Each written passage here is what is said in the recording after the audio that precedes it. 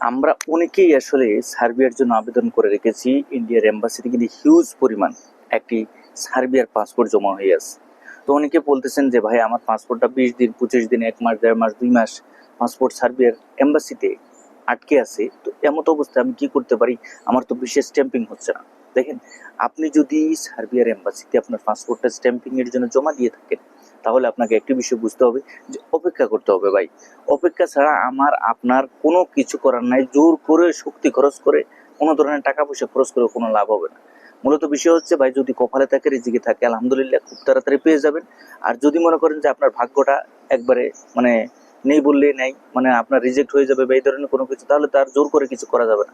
মূলত আল্লাহর উপরে ভরসা রেখে আপনি সার্বিয়ার এম্বাসিতে জমা আছে, এতটুকু শুক্রিয়া আদায় করেন যে যে কোনো সময় আপনার ভালো একটি খবর আপনি প্রকাশিত হবে বা আপনি ভালোভাবে একটি সংবাদ পাবেন। প্রসেসিং এর উপর ভিত্তি করে আমরা কারো কখনো কোনোভাবে কিন্তু নির্দিষ্ট করে সময় বলে দিতে পারবো না যে ভাই আপনার এতদিন সময় লাগতে পারে বা এইটা সেটা।